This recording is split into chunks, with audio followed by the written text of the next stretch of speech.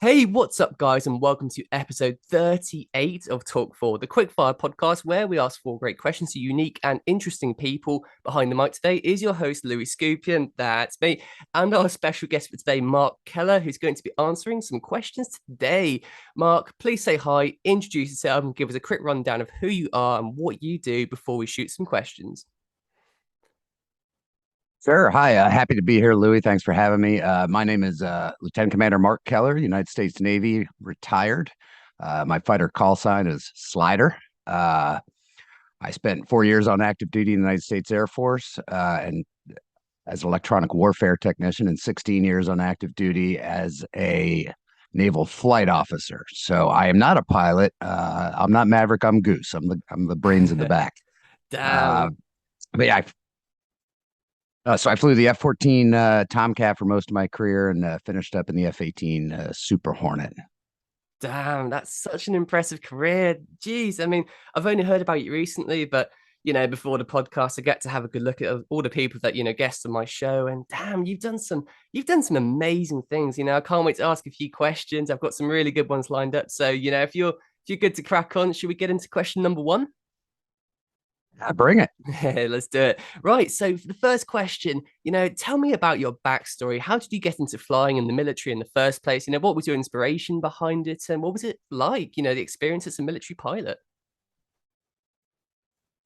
Yeah, well, that's a big question. We could probably talk for about a week on that. But the short version would probably be I've always been fascinated with flight. I've always been fascinated with the idea of space exploration, going to the moon.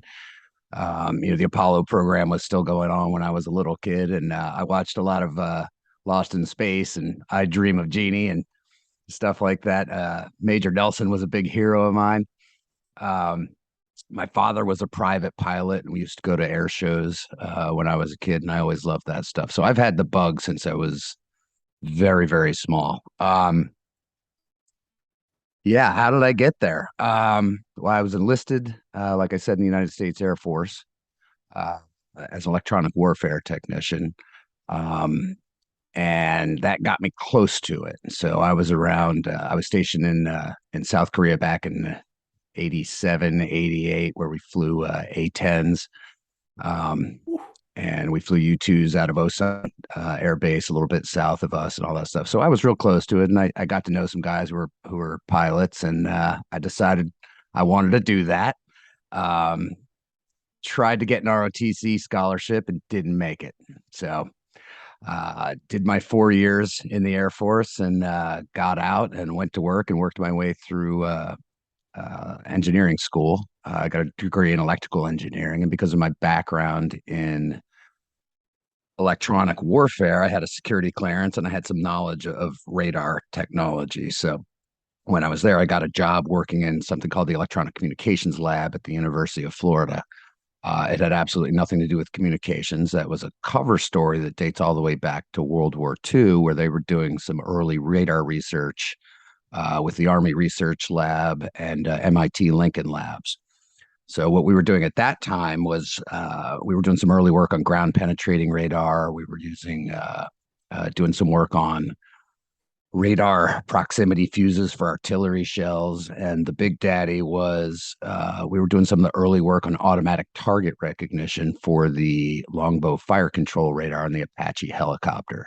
So we were looking at huge data sets and trying to teach the processor and the radar how to distinguish between a rock and a truck, or a Soviet tank and a U.S. tank, all kinds of stuff like that. We did some early neural net processing and stuff like that, and that was just fascinating work. And I decided that I was going to go on and become a researcher, and I started working on my PhD in electrical engineering.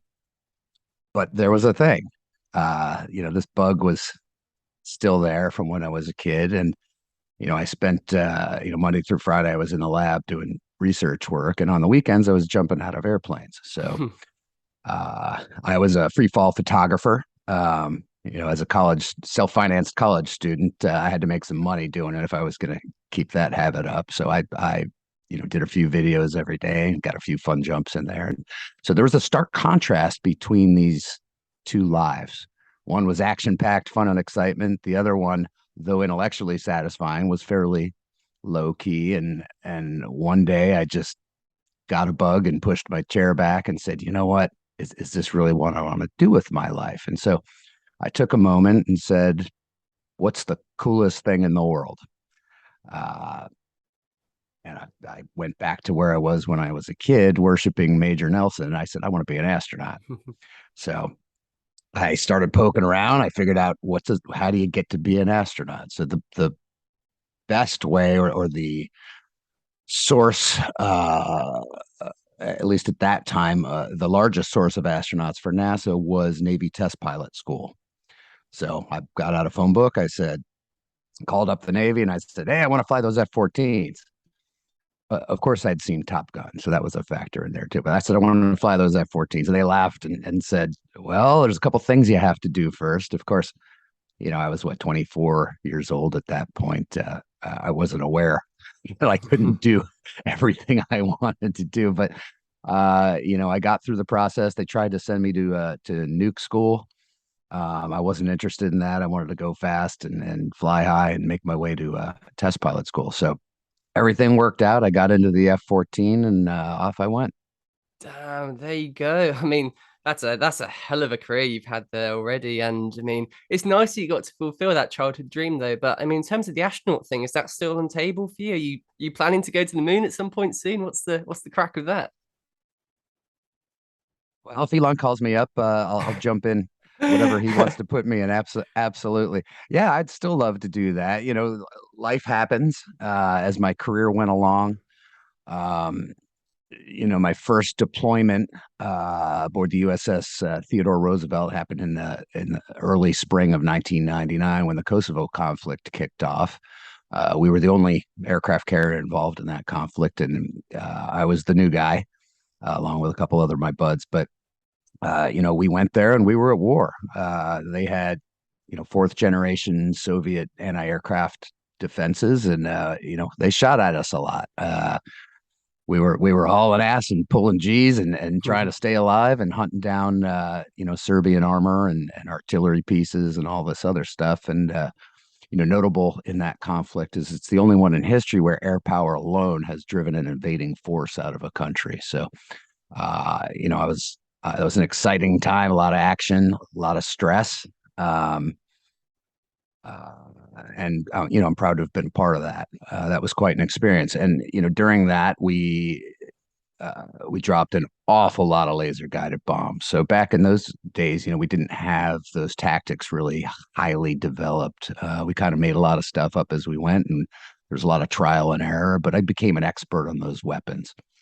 I can tell, Fast yeah. forward to Yeah, fast forward to my next deployment. We were in the Persian Gulf aboard the USS Enterprise. We were at sea for about 6 months. This was yeah. So there was an unprecedented amount of activity going on in southern Iraq in the southern no-fly zone at that time. Saddam was always testing us. And every time they shot at us, every time there's a violation of the treaty, they would move a missile battery below the 33rd parallel or something like that, or they would shoot at us over Basra as we were returning to the ship. We would respond by, we would strike some targets, and we played that game for over a decade. He pokes us, we poke him, and it just went on and on and on. But we were pretty busy during that period. That was 2001. So we went through the Straits of Hormuz on September 9th, 2001, and we were going to return back to the States via a port visit in South Africa, which hadn't been done in about 20 years, with at least not with a nuclear aircraft carrier. So that was a big, exciting thing for us, and we were really looking forward to that. On September 11th, 2001, the ship's just cruising along. Everyone was tired and worn out, and most everybody was in their act, just trying to sleep it all off. I happened to be sitting in the ready room, me and the duty officer, waiting for a bird to come up from the hangar bay. It had some maintenance work done on it, and we had to get all our airplanes groomed to fly them off when we got back to the States. So I was sitting there in my gear waiting for this post maintenance check flight to come up, watching TV, and I watched both planes hit the World Trade Center.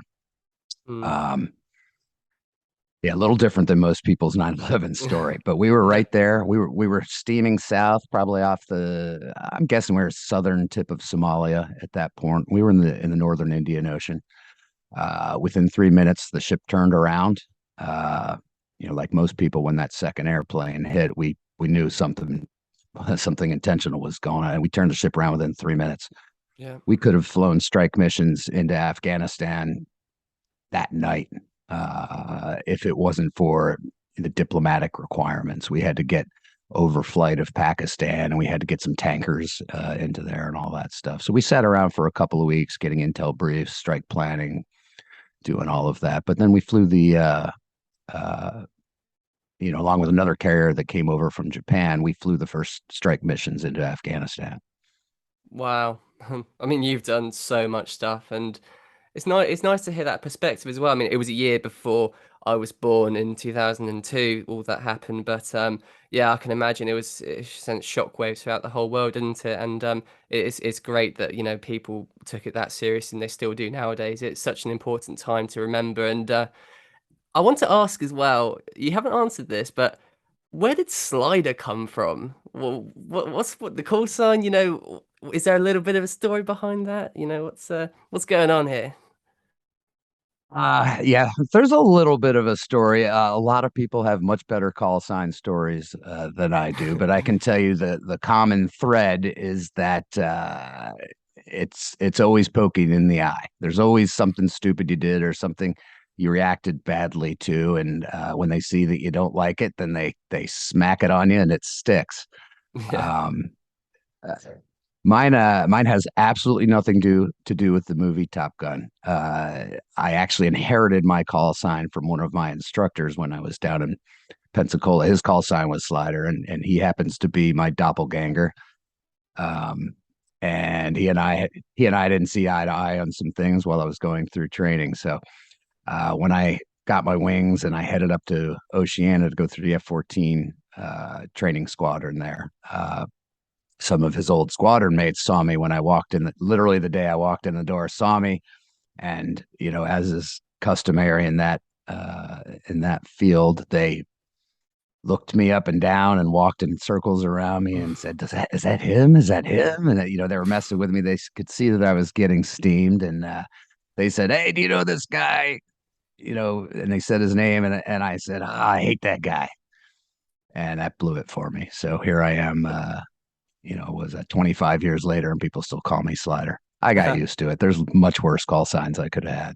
I can imagine. Yeah, no, I think you've done pretty well there with that one. I think you probably got off lightly. I think that's a pretty cool call sign to have. But anyway, so for my second question as well, let's move on from where we left off in question one here. So obviously, since leaving the military, you went on to create Zone 5 and American TV to go with the two. My question is then, how did you come up with the idea for these companies, and what was it like for you transitioning from the military to the business world and creating companies and stuff?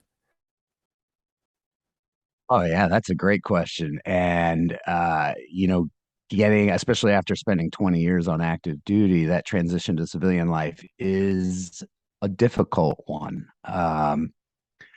You become accustomed to being surrounded by highly trained professionals who are very mission oriented, people who do a good job just to do a good job. They communicate well. They report on themselves when something's not going right. Uh, it's a great thing. I miss that much more than I miss the flying, to be honest with you. Uh, how did I get into so American TV to go happened first? Uh, remember I'm an electrical engineer. I grew up in a house where my father was an electrical engineer. We had a laboratory in our basement, essentially. So I grew up with a soldering iron in my hand, and one of my squadron bros was into TiVo hacking. So a TiVo is, the early digital video recorder, kind of the next evolution from the VHS tape. Yeah. And they had direct TV TiVos back at that time. So my buddy found some forums where software guys had figured out how to get in there and pull the hard drive out and install some software on there to give you access to the box and to treat it like a networked computer. I got very interested in that because I'm a tinkerer, and I started playing with all that stuff. And I got pretty far down the road with figuring out how to decrypt the video. I started building my movie collection for my next deployment. That was really what I was trying to do. And to be brutally honest, I love the show Seinfeld. There happens to be 180 episodes of Seinfeld, and the typical Navy deployment is 180 days. So I thought if I could collect all 180 episodes of Seinfeld, uh, I could watch Seinfeld each night on my next deployment. So that was my silly motivation, but it was mostly just my curiosity and my inclination to tinker with things. But that eventually evolved to I figured out how to stream the video live from my TiVo. And I remember this was probably back in 1990, late 96, early 97 when I started doing this. Around that time, I got orders to a squadron in Japan. And I really wanted to be able to watch live American television while I was in Japan, primarily because I went to the University of Florida. I'm a Florida Gator die hard, and I love football. So I wanted to be able to watch my football games in their entirety while I was in Japan. So I got this system working. I called up a couple of guys at the squadron that I was going to, and one poker night they turned it on because they wanted to watch a NASCAR race. And they started blowing up my phone and said, "I want one too. I want one too." And I said, "Oh, here's an idea here. This might actually be a business." So I had some other things going on in my life at that point. I didn't end up going to Japan, but that created the opportunity for me to build that business idea I had. So it started very, very small. I had one rack in the back of somebody else's data center locally, and then as it grew, I expanded into a data center up in Richmond. By the time I retired from the Navy in 2012, I had enough customers, probably a few hundred at that point, that the economics made sense to build my own data center here in Virginia Beach. So I did that, knowing that someday the big boys were going to get involved in live streaming television. I built, instead of a lean and purpose specific data center, I built a general purpose data center with the intent to expand into web hosting, co-location, and all these other business to business type things you can do with a data center. So I did that. American TV to continue to grow for some time. I started getting some co-location business, mostly based around TV. Most big data centers charge a lot of money for roof rights. And so to get satellite feeds and over-the-air television feeds and some other stuff we can get with antennas is really, really expensive. So once I got into that little niche, I started attracting some business. One of the guys I attracted had nothing to do with TV. He was into Bitcoin mining. I didn't even know what a Bitcoin was when this guy showed up. This was pretty early on. But he had his machines in there, and it was kind of fascinating to me. And I started reading up on that, and I said, "This is the way of the future. We're going to get into Bitcoin mining." So we built a considerably large mining farm. It produced enough heat that our section of the building never had snow on the roof. But we did really well on that. We produced a lot of Bitcoin. And that whole data center business, that's what we call Zone 5. So once we saw some other businesses starting to embrace the hosting other people's Bitcoin miners model, we got into that for a while. That's a very difficult business, especially when when your customers are smaller customers. They might not have a lot of financial backing or deep commitment and stuff. And so we had a lot of small companies in there that we hosted their stuff for. That didn't really work out long term, and that's okay. Um, I'm kind of over that business at this point anyway. Zone 5, I'm actually getting ready to sell it off right now. So the TV business is still there. Zone 5 still there. I've lost interest in it. I'm more of a builder than a stand there and turn the crank guy. So that's the story of all that. Damn, that's a fantastic story. And I have to say as well, when I was reading up about, American TV to go, the first thing that I thought was, wow, this isn't just, a business or some sort of something to sell. It fixes a problem like all good businesses do nowadays, and entrepreneurs and stuff out there. Everyone, you have to find the problem and then create the solution to fix it. And I think that's exactly what it did, isn't it? Because it's such a great way of bringing the comforts of home out there as well, isn't it? So I hope you got through your 180 episodes of that show you were watching. That sounds great. And just on the back of that as well, I'm just wondering, do you feel like your success and creating these companies and stuff, do you feel like the military sort of approach and stuff to it, and the stuff that you learned and practiced and trained in the military, do you think that's kind of credited to the additional success of these businesses that you've started? I mean, to me, you seem very adaptable and stuff, and you seem to be kind of taking these situations and just turning them into something pretty golden. So do you feel like the military experience has actually kind of enhanced that success of yours, or do you think it's just you kicking ass?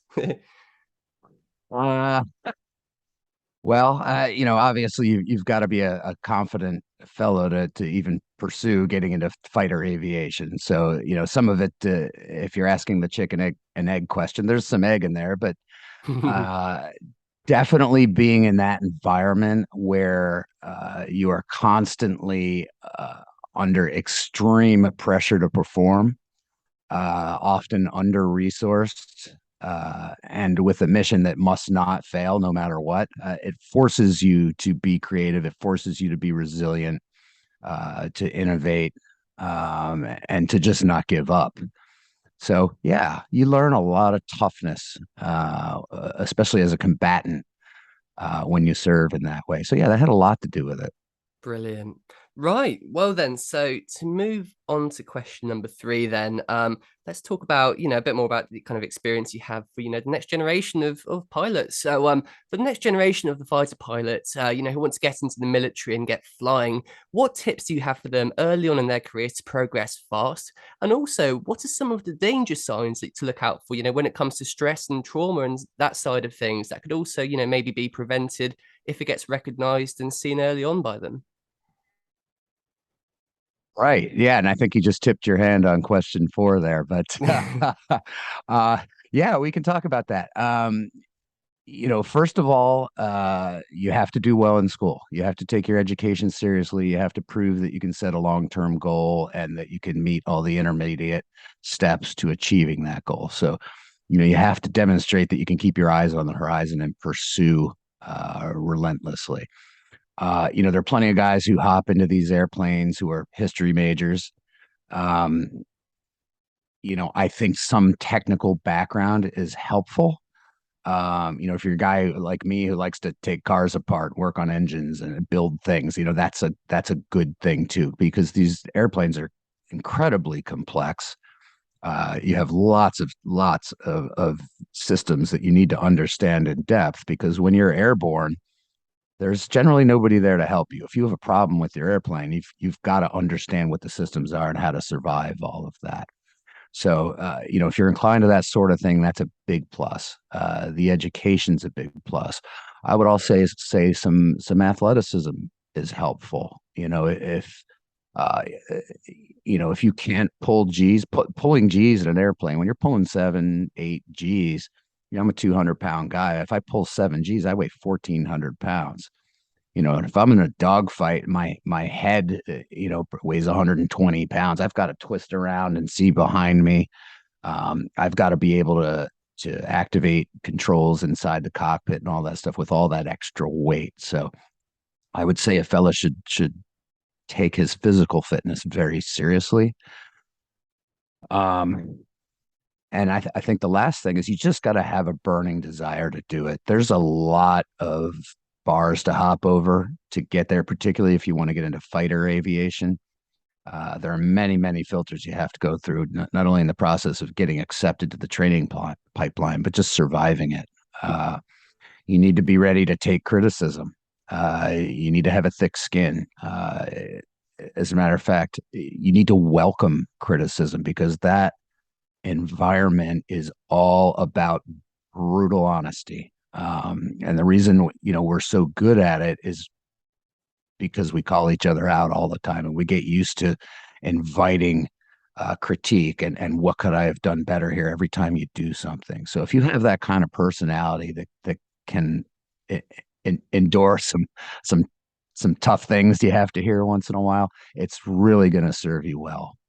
Okay, awesome. Yeah, I mean, I can imagine it sounds so demanding, the whole job and the experience of it. And I've never been in a plane like you have, but I can imagine, from stuff that I've heard and things that I've read, it's just incredibly demanding, isn't it? And so anyway, I want to talk a bit about something that we haven't actually touched on to yet, but I know that you're part of No Fallen Heroes. You've done quite a bit of work with, Wiz Buckley as well, Matthew Buckley, and the rest of the team there, with all the kind of the psychedelic side of things and, post combat, trauma and stuff. It's absolutely fantastic what you guys have done. I wanted to ask if you could take a moment, to just deliver a message to all the veterans out there who are suffering after leaving the military, are feeling low on hope, and, are just not sure where to turn. What would you tell them to put them back on the right path and give them hope for their future? I feel like you're really a good person to answer this. Yeah, I think I am. And let me give you a thorough answer on this one. The first thing I want to say right up front is you're not alone. A lot of guys leave the military and struggle. And, because of the requirements to perform when you're on deployments, particularly when you're in combat, you have a lot of stress. And a lot of times bad things happen. My story's certainly got plenty of that. I had a pretty tragic event happen in Iraq in 2005. I put that in a box and I carried it along with me for a long time, along with some other stuff. There's lots and lots of guys like that. The problem is, you get uh, it is necessary to your survival in that environment to perform at a very high level all the time. Every time you get in the airplane, you have a lot of pressure on you. Just taking off and landing on the ship is stressful enough. Now you go into combat, you've got people shooting at you. Long days, no sleep. You're physically exhausted. It's hot. Whatever. All of that requires you to operate in neurologically in fight or flight mode, right? No, we're not. I don't mean flight like flying, like I mean like running away. So you have these very high cortisol levels. You just have stress all the time. You can't crumble under that stress, or the mission fails, or maybe you end up dead. So there's just an absolute imperative. Your survival instincts as a human force you to operate at very, very high levels of stress. And what happens when you deploy over and over and over again is that your neurology, your neurophysiology adapts to that, and that becomes your new normal. So it serves you very well when you're in that environment. The negative consequences of that, while you remain within the structure of the military with a mission focus and guys around you who are with you, uh, it, it, it, it makes it hard to see what's happened to you over time.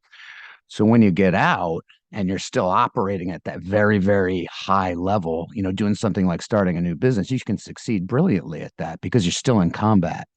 But when you start dealing with relationships and all the other stuff that goes on in life and you have that structure removed from around you, it's very easy to get overwhelmed by this stuff. And remember all those, I talked about all these things that you put in boxes and you compartmentalize so you can stay focused on the mission when you're in. Well, when you don't have that mission anymore, those elephants come out of those boxes. And what happened to me is I found myself surrounded by them and being trampled. And that is not uncommon. Um, with no fallen heroes. I know you've interviewed Marcus, and I listened to that podcast. He's a Navy SEAL. It's very easy for people to envision a guy who has to kick doors in and shoot people at close range, and a lot of blood and gore and all that stuff, explosives going off around him. I mean, there's just a lot of stuff that's easy to understand there. The traumatic brain injuries that come from large caliber weapons, breaching charges, and artillery, all this stuff those guys are subjected to, they cause traumatic brain injuries. Marcus talked about that. Mm. What people don't realize is guys in fighter aviation have the same thing. Those neuroadaptations I talked to, that's common between those two communities. The traumatic brain injury, this one's less obvious. Your brain is a kind of a massive jelly, right? That tangle of neurons is very soft. When you're pulling 6, 7, 8 Gs over and over and over again under heavy vibrations, what happens is you get micro tears in your brain. Now, for some guys, it doesn't accumulate and they seem to do okay. For a lot of guys, and as we've come out and started talking about this stuff, more and more of them are raising their hands. It does accumulate, and it is the same thing as having these traumatic brain injuries that these other communities talk about. The difference in aviation is a lot of these good guys get out of the military and they go to the airlines. When you're an airline pilot, you can't raise your hand and say, "Hey man, I'm having some mental health problems. I'm having some struggles. I'm depressed. I'm angry." All these things that happen with post-traumatic stress. You can't say it, because as soon as you raise your hand and say, "Hey man, I need some help," your career's over. Mm. And this is a big, big problem. It is a Loch Ness monster. It's lurking underneath the surface. And we need to find a way. This is one of our many fights with no fallen heroes, is we need to find a way for the FAA to give guys a little latitude, let them be human, seek the treatment they need to fix this stuff, because it's very solvable. And we'll talk about psychedelics here in a second. This stuff is very solvable, but you need to be allowed to be human. You need to be allowed to say, "Hey, I'm hurting." You need to be able to stand up and ask for help, and it shouldn't ruin your life. Mm. It's just wrong. And honestly, I think if every guy that was struggling uh, raised their hand, we'd have a huge problem moving people around. There's a lot of us out there. Substance abuse, your marriage is falling apart, all these distractions. I mean, that's just not the guy you want operating your aircraft, right? So we need to heal these guys. So how did I get involved with all this? Yeah, I mean, I had some really, really bad things happen. I was very successful for a while with American TV To Go and with Zone 5. But as these elephants started coming out of their boxes and they started accumulating, I got worse and worse and worse. And that culminated in a panic attack. One panic attack, a single event that was highly situational. I will tell you that prior to that event, I was okay with taking an aspirin from time to time, or maybe a multivitamin, but I certainly was very much against antidepressants or any kind of psychotropic medication. But when I had this panic attack, I thought I was dying. I literally thought I was having a heart attack. I called the doctor up, explained to him what was going on. He said, no, that's a panic attack. And he prescribed me Ativan. Now, I had never heard of Ativan before. Didn't know what it was. I figured it was some kind of something to calm you down, a tranquilizer, which turned out to be correct. But he said, run down to the drugstore, get this Ativan. So I went down and got my Ativan. He had me on a 0.5 milligram of Ativan 4 times a day, which sounds like nothing. It's a little tiny pill, 0.5 milligram. Its effects were not profound, but I felt better right away. So he put me on that. I dutifully followed his orders. I went and saw him a couple weeks later when I could get into the office, and he said, "Okay, I think we're going to keep you on this." Well, at this point, I thought I needed it, which was absolutely incorrect. And this doctor unfortunately made a mistake. Now, I don't think it's because he's a bad guy or he's horribly irresponsible or anything. I think it's the system that these guys are trained in is heavily influenced by the big pharma companies. Mm. They have an interest in making sure that these guys are going to prescribe their product, and they are not always appropriately forthcoming in informing these guys about the dangers of these medications. And my prescribing physician certainly had no clue. He didn't talk to me about tolerance. He didn't talk to me about dependence. He didn't talk to me about paradoxical effects. He didn't talk to me about the interactions with alcohol, the dangers of withdrawal, potentially deadly withdrawal, none of this stuff. I just wasn't warned. Interestingly enough, years later, after the damage was done, I went and pulled the FDA insert that comes with any prescription you purchase, and I think on the third or fourth page of it, it's a lengthy one with these type of medications. There's a one line in there. It says, don't use for more than 2 weeks. Oh God. Well, I was on, yeah. Well, there's a good reason why. I was on the stuff for 4.5 years. So, um, for some time, maybe a year and a half, I don't know if it was helpful or not, but I was moving along through my life doing pretty well. But Mm. after that time, a very, very insidious thing happened, which is, these things are tranquilizers. So what they do is they alter the effect of your neurotransmitters on your neurons. So in the case of a benzodiazepine, which is the class of drugs that Ativan belongs to, along with Xanax, Klonopin, Valium, there's a whole list of them. The way these things work is they attach themselves to your GABA alpha receptors on your neurons. GABA is it's gamma aminobutyric acid. It's a calming neurotransmitter. It's always there. It's necessary. It's what helps regulate you and keep your level of neuroexcitation appropriate Mm-hmm. for the situation. That is offset by glutamate, which is an excitatory neurotransmitter. So these things are always there in your synaptic gaps. They're in balance. They react to, if a woolly mammoth is charging at you, your glutamate shoots up. And that's what makes you breathe hard, that your eyesight, your hearing, your adrenaline, your ability to fight, all that comes up, right? When it's time to go to sleep, your GABA levels come up. That calms you, that settles you down, and you go to sleep, right? So these things are natural, and they're supposed to be there. When you introduce benzodiazepines, what they do is they affect the receptor sites on your neurons in such a way that the GABA that's already there has a more powerful effect.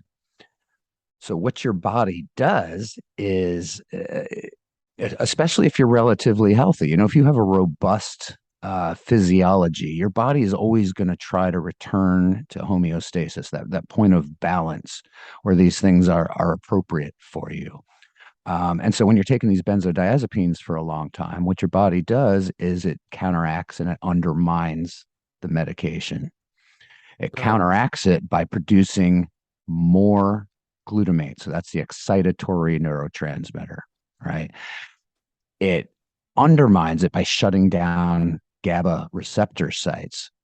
So the medicine's trying to make the GABA receptor sites that you have more sensitive. Your body goes, nope, we're going to shut some down. We're going to get back to where we're supposed to be. And that is how you develop tolerance. So as these neuroadaptations happen, the way it works is this thing that was a tranquilizer initially eventually causes you to have paradoxical effects like anxiety. So this is given to you for anxiety. In a short term, it helps, but in the long term, it makes things much, much worse. Right. What's interesting is, the Veterans Administration did a study, and I think it was first published back in 2013 in their guidelines for treating PTSD, where it says quite clearly contraindicated, benzodiazepines are contraindicated in PTSD because of paradoxical effects. It worsens the PTSD. It leads to anger, rage, depression, and substance abuse. Um, and I can tell you that, I didn't know these terms when I was going through all this stuff, but I experienced extreme disinhibition, basically being drunk. By the way, alcohol works on your GABA system as well. So it's kind of like being drunk. So extreme disinhibition. I experienced derealization, which is this feeling that you're walking around in a world that isn't real. Mm. Nothing matters. I experienced depersonalization, which is a sense that you're outside of yourself, observing your own life. Um, some paranoia, rage, irritability, sleep problems. I mean, it just goes on and on and on, all this stuff I experienced. But um, unfortunately, as a lot of folks do when they go through this, particularly guys with PTSD, is I turned to self-medication. Um, Now, let me note at this point that I didn't know that the Ativan was a problem. Remember, I wasn't warned about it. Mm. What I experienced was I would take my dose 4 times a day, and I felt better after I took the dose. And as it wore off, I felt much worse. And it was just over the period of years that my baseline just kept getting worse and worse and worse. But because I felt better when I took the medication, I couldn't imagine that the medication was the problem. I thought it was me. That effect is called medication spellbinding, and it happens with antidepressants and some other medications as well. Particularly if these things haven't been disclosed to you, you just don't know to look for them. So, I started having trouble sleeping, and I started using small amounts of marijuana in the evening to settle myself down and get to sleep. It was effective. The problem with that is, once all these neuroadaptations have happened, you are just the skids to addiction are greased. Um, there's something called the anticipatory response in addicts that is, when you think about doing this thing that you don't want to do, you actually experience the effects in an anticipatory way as if you had just done this. So it's true with marijuana and any other drug that causes a dopamine release. So that causes this long-term benzodiazepine use to, it just sets you up for addiction. And then, with all the other things, the cognitive fog I experienced was profound. I mean, my brain just wasn't working well. So anyway, that's how you get down this path. And that happened to me. So I started Mm. using, basically self-medicating with marijuana over, maybe a year and a half. That got to where my anxiety was so bad, I had to smoke marijuana all day long. It was just unbearable to not do it. And that eventually led to some other drug use and went cocaine, and eventually ended up using IV cocaine, which is unbelievably dangerous and is the most highly addictive substance known to man. Um, the period over which I did that was fairly short, but it was very intense. And it got to the point where I went to the doctor and said, Doc, look at what I've done to myself. This is very, very bad. I need help. I'm glad I did that. And he said, you're going to have to go to rehab. And I said, yes, absolutely. I'm going to have to go to rehab. I'm going to kill myself here. This was, I mean, this did not fit my moral model. I knew this was wrong. Mm. I didn't want to do it. And I was just aware that it was killing me. So, um, what he said to me was, we're going to have to get you off the Ativan before you go to rehab. And I said, okay. And Bit late for a U-turn, isn't it?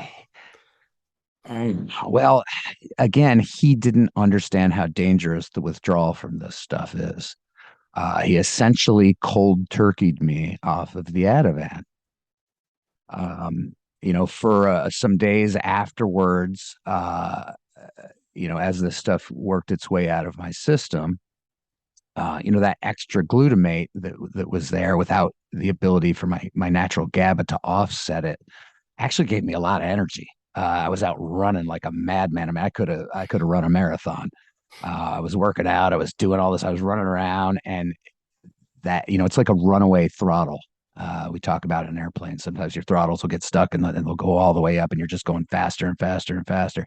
That's exactly what happened to me. And for a short time, it was actually useful. But after a couple of weeks, I arrived,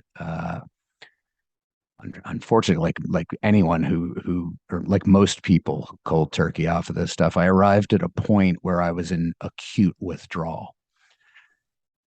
What I experienced was foaming at the mouth, extreme tinnitus, as if I had my head in a jet intake. And that's not an exaggeration. Sensitivity to light, sensitivity to sound. I had this feeling like electricity was crawling all over my body. I was shaking. Every couple of minutes, it felt like someone was pouring a cold glass of water over my head. I mean, it was just absolutely just put me on my ass. It was terrifying. So I started, I got on Google and I started putting in my considerable list of symptoms. There's much more than that, but those are the big ones. My long list of symptoms. And what I came up with was multiple sclerosis. I found out later this is a common misdiagnosis for people going through benzodiazepine withdrawal. Furthermore, my brother has multiple sclerosis. So I said, oh boy, it's in the family. This made a lot of sense to me. I called my brother. I explained what I was experiencing without the Ativan. Mm. Mind you, I had no idea this was because of the Ativan at this point. Right. No clue. So I describe all this to my brother, and my brother says, oh, yeah, you've got MS and you got a really bad case. You need to get to a neurologist right away or you're going to die. And I said, okay, brother, thank you. And we got off the phone and I called my physician, and it was 2 weeks before I could get an appointment. Despite my pleadings, that's what it was going to take. So the next morning, my brother called me back again and he said, hey, are you on any benzos? And I said, what's a benzo? He said, a benzodiazepine. I said, what's a benzodiazepine? He said, oh, like Xanax. I'm like, no, I wouldn't touch that stuff. Everybody knows Xanax is bad. And then he starts listing off other medications. He gets to Ativan, and I say, stop. Yeah, that one. I've been taking Ativan for years. And he said to me, I've seen this before. I've had a couple friends go through this. He said, you're going through benzodiazepine withdrawal. Mm. And I said, oh, okay. Well, I went back to the Google and I started searching for that stuff. And I found a website called Bad Benzos. I think it's badbenzos.org. This website, I can't remember her last name, but there was a woman, her first name is Cass. She went through the same thing, experienced the same things that I did, and sadly, though very understandably, got to the point where it just made a lot more sense for her to end her own life than to go on. And unfortunately, that's very easy for me to understand. I can tell you that I got to that point as well, going through my withdrawal. I obviously I'm sitting here talking to you, so I managed to tough it out. Thankfully, And yeah. yeah, I'm grateful for that. And it was because I have children. I just couldn't do that to my kids. It would ruin their lives. Sure. It was selfish. That's the way I looked at it, and not to criticize her, but she wrote this. She wrote 2 letters on this website, badbenzos.org.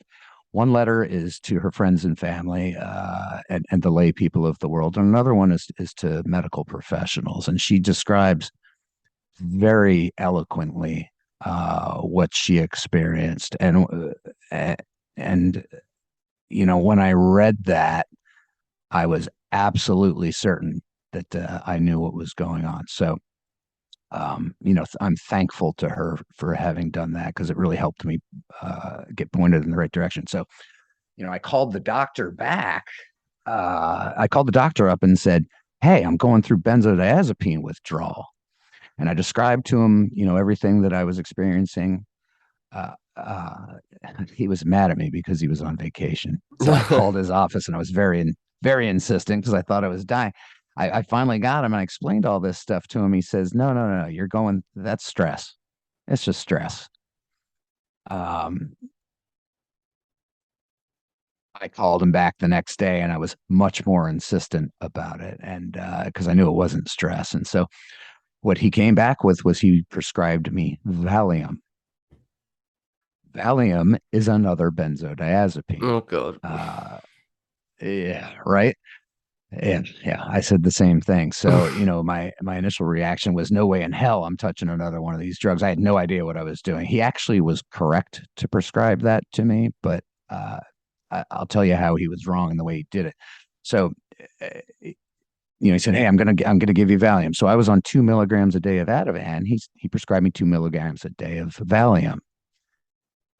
What he didn't know, and certainly I didn't know at the time, is that Ativan's 10 times more potent than Valium. So if he wanted to replace the Ativan, which is a short half-life benzodiazepine, with a long half-life benzodiazepine like Valium, he had to up it by a factor of 10 for it to have the desired effect to replace the Ativan.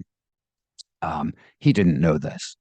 The other mistake he made is, though I asked him to send it to my local pharmacy, he sent it to a mail order pharmacy. It took 10 days to arrive. So in those 10 days, uh, I crested the peak of acute withdrawal and I started my way down the backside. And Mm. initially, that descent was very steep. I felt like I was going to get better. I was in hell, but I felt like it was going to get better. So by the time this stuff arrived, I had resolved myself to, I'd resolved to never touch anything like that again. I said, I'm just going to tough it out. Mm-hmm. Um, in my mind, I extrapolated to maybe a couple months I'll be better. That was not the case. I spent 7 months in a darkened room, rocking back and forth with noise canceling headphones on, the air conditioning at 65, and I never slept for more than half an hour, maybe an hour if I was lucky. Uh, it was the worst torture I can possibly imagine. I would not wish this on anyone. It was a living hell. Just trying to make it to the next minute was my mission for a long time. Jeez. And there was some relief when I was trying to make it to the next hour and eventually the next day. But over those 7 months, I educated myself on all of this stuff.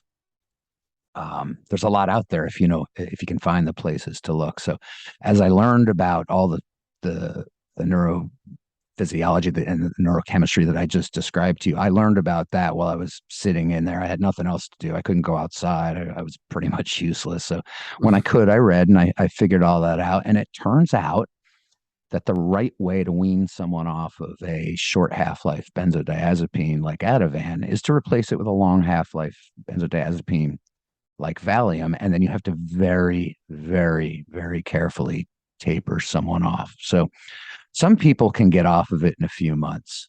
About 15 to 20% of the population, unfortunately, I'm part of that group, has what they call an exquisite sensitivity to benzodiazepines. For me, it took me a little over 2 years to taper off this stuff. Now, the Valium, it helped some. I was definitely in a better state with the Valium than I was without it.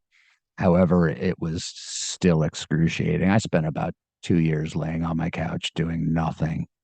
Um, again, just trying to make it to the next day. And, there was a lot of suicidal ideation during this time, depression, paranoia. I mean, it was just an indescribable hell. And I'm actually so sensitive to this stuff that I ended up grinding up my Valium, making capsules each day. I did what they call them daily micro taper. I wasn't able to tolerate more than about a microgram a day of reduction, which is why it took 2 years. But, I got myself off of that stuff. It's been about 2 years now. I still have lingering symptoms of post-acute withdrawal syndrome, but it's slowly, slowly getting better. So that's a Um, lot. it's a hell of a lot, and wow, I mean that's a crazy story, and it's such a shame because it seems like so much of it could have been prevented, doesn't it? But just going through all of that, listening to all of it, it's made me think something. We need our military. Every country needs their military, and the way these things are happening, it sounds so kind of off-putting for someone who might want to, join the military because they want to avoid these kind of things. And, one thing I want to ask you just from the back of all of that is, do you feel like there's anything that you could have done while you were serving, while you were in the military, that could have potentially prevented these problems? Was there anything that you feel like if you could go back now, to when you're in the cockpit or when these things happened that were bad, do you feel like there's anything that could have potentially stopped that, or kind of cut out the rot early in that sense? Or do you feel like it was always going to happen that way in that line of duty? Really good question. Yes, there are some things that could have mitigated this problem and can still mitigate this problem for the folks that are still serving. And this is part of our No Fallen Heroes mission. One is just education. If you these guys in these high stress situations need to be educated about how that affects them in the long term, and with that knowledge, they would be better equipped to cope with it and to prevent it getting out of hand like it does with so many people. I don't know if you've seen this, but we always talk about 22 a day. 22 veterans a day are committing suicide. Yeah, I've seen that. Yeah. The new studies that just came out, I think it was a Duke University study. It's actually more like 44 a day if you include people who overdose on drugs and people who commit suicide on active duty. This is directly related to this. This is why it happens. So education is a big one. I think another one is, and something the military has been working on for a while now, is deglamorization of alcohol. Um, Alcohol is, I suppose, if used in moderation and with proper intent, is something that people enjoy and can serve a purpose. But in the military, guys drink like fish. It was just a big part of the culture, and that unhealthy use of alcohol, it leads to habits. It trains you to seek a substance to feel better. And I think that's a foundation for future problems with drug abuse.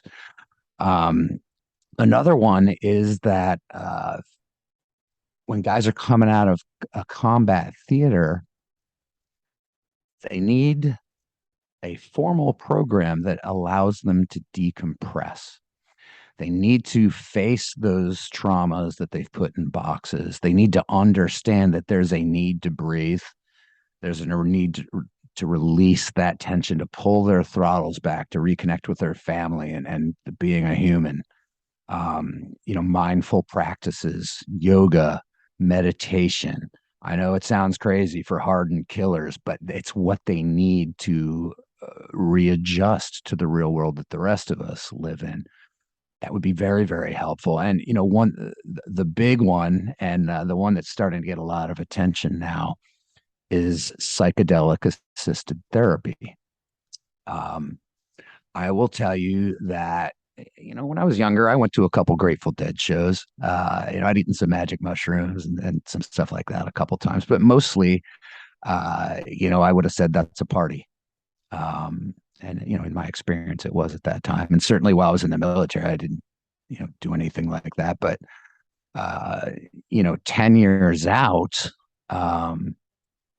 struggling like I've just described,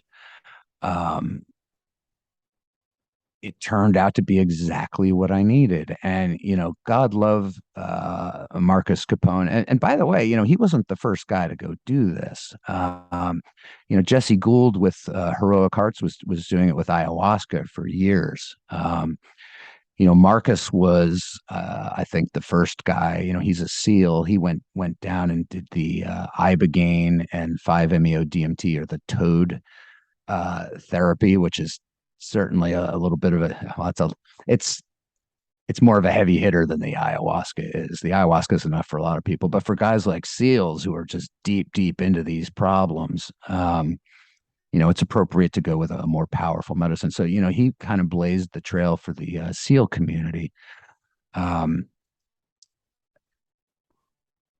don't want to tell Marcus's story too much, but he came back and recognized a need to bring bring this word to the rest of the brothers in his community. So he started going around and finding guys and finding ways to get them down there. And they built vets, Veterans Exploring Treatment Solutions, which, is just doing great work. I think they've, sent over 1,000 guys through the protocol now. But as he was going around trying to raise funds, he connected with my good buddy Wiz Buckley, who had formed the Top Gun Fighter Foundation as a charitable foundation, just trying to do all kinds of things for veterans causes. And he found Wiz and, took him to dinner, and they were sitting at the table there, and Wiz stroked him a check for 6 figures and said, "Go heal some guys." Wow. And oh, by the way, I have my own problems. So, Wiz and Marcus went down there through the medicine together, and they became good buds.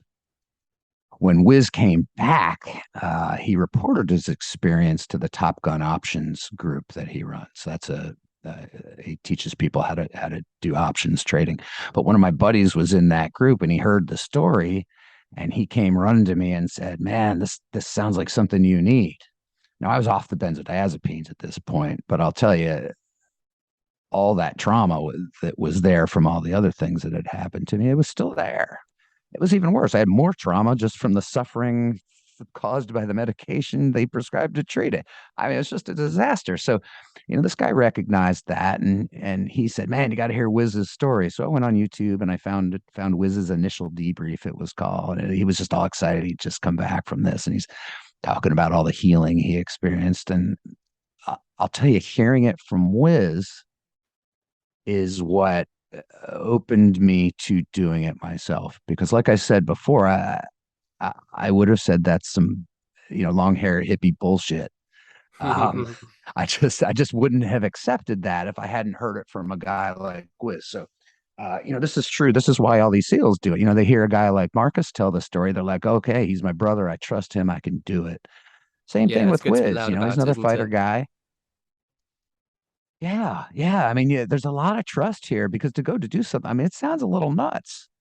I know to a lot of people, it sounds nuts. And if you're sitting here listening to this and you think it sounds nuts, I get it. I've done it though, and let me tell you, when you have the need, and this isn't for everybody. I mean, this is for guys who have a lot of stuff going on. When you have that need, it works, and so actually vets, I worked through vets, and they sent me down, and I went through the same protocol that those guys went through, and I can tell you I came back a different man. um, it's not a magic pill. This is something we have to be careful of, and I see a lot of people hopping on the bandwagon here with this stuff. And I don't know, have you seen the Netflix series How to Change Your Mind? I haven't seen that, no, unfortunately, but I'll definitely take a look at it for sure. You should check it out. So there's a book. This is interesting. As I was coming back from that trip, I was in the San Diego airport and I was looking for something to read on the airplane. And I saw this book by Michael Pollan, New York Times bestseller, called How to Change Your Mind. And it's the science of psychedelic healing, or so I forget what the subtitle is. But I saw that and I went, "Holy crap, the universe is telling me to read this." So I grabbed that book and I read it on the way back across the country. And I couldn't put it down. He tells the whole story. If you're interested in psychedelic medicine, you have to read this book. It's just absolutely the authoritative primer on this topic. But and Rachel Yehuda did a short documentary that kind of mirrors what's in the book, and that's available on Netflix. It's good stuff. It's real good stuff. But uh, you know, having had these experiences, um, and I think it's too much to talk about here, but if you go on the Max Afterburner podcast that Wiz runs, you can see Slaughter's story on there, and Wiz talks about his experiences and stuff. It's well detailed in there. There's some pretty wild stories. It's very entertaining stuff, and it's a lot of fun to get a trip report and talk about. I saw God and all that stuff. That's great. It's entertainment. But that's not how this stuff works. What it does, there's a couple things it does. So one is you experience intense peace. Just to know that that's available is healing in itself. But on a neurological level, what it does is it resets your brain. So there's this thing called the default mode network, and this has only become understood in the last decade or so. But there's a specific set of neural interconnections in your brain that's kind of the container for your self-talk, the stories you tell yourself all the time, the way you look at the world. That's all wrapped up in that default mode network. And there's a paper by Dr. Robert and Carhart Harris at the Imperial College of London where they're doing research on this stuff called the entropic brain theory. And I think it's more than a theory. They have measurements to support it now. But what these psychedelic medicines do is they cause high entropy on a neurological level. So everything's fire and it's a lot of chaos in your brain. And somehow that resets your default mode network. It kicks the door open for you to come back after that experience and create some new habits, build a new default mode network that's healthier. Mm. So this is why it's not a magic pill, because you could do that, feel better when you come back, and then just fall back into your old habits. And by old habits, I mean just the way you think, the way you look at things. If you come back with a lot of intent to become a better person, to heal from all this stuff, to find some peace, and you do that through, I'm like, I can't believe I'm a yoga nut now. I'm the last guy in the world who would have done that. I dig yoga now, man. I meditate twice a day. I go run on the beach in the morning. I watched the sunrise this morning while I was running on the beach. I've shed a lot of things out of my life that caused me stress, and I've just learned how to settle down, and that's where the healing happens. So for guys who are really, really deeply traumatized, this stuff is appropriate. It kicks the door open and it gives you an opportunity to walk through it and get yourself back.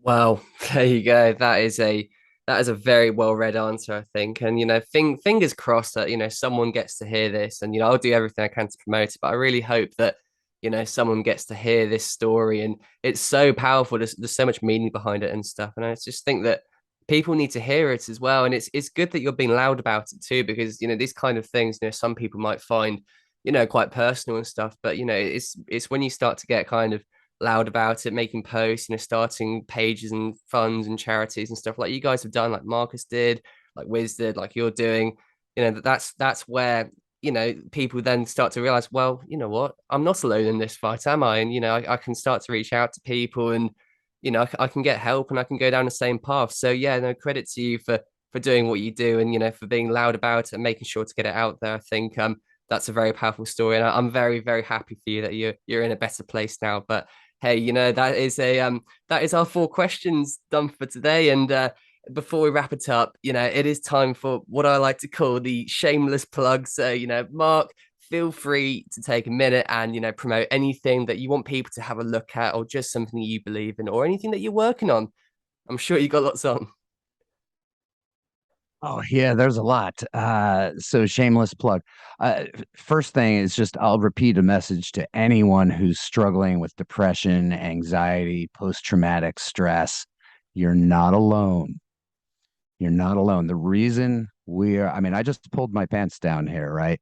The reason I'm doing that is because all that crap that we've gone through, it has to mean something. So we're telling these stories to people so that they feel empowered. They feel like they have permission to be human, to say, I need help, to ask for it, to seek it out. And we're telling you where to go. Vets is a good organization. Jesse Gould at Heroic Hearts, go to those guys. They're going to help you. The No Fallen Heroes Foundation that I'm a part of, Wiz's charity, come to us. If you need help, go to nofallenheroes.com. Go to our webpage, go to our webpage, go to Facebook, go to social media. We're all over the place. We're telling these stories. If you're not sure, listen to the stories.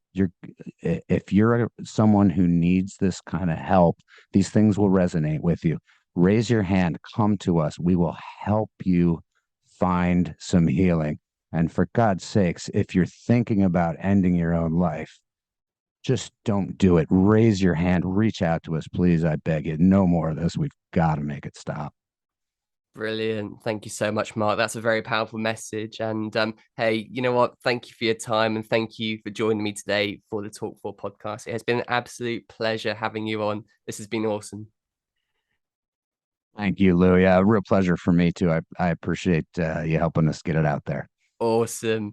Right, guys. Thank you guys for listening. This has been episode 38. Geez, we're starting to sniff the big 50 now, I think. And if you'd like to listen to our past episodes, go and have a look at our channel. And if you'd like to be tuned in for our future ones, make sure to hit that subscribe with that follow button and spread some love by leaving a like and a comment. Signing off for now.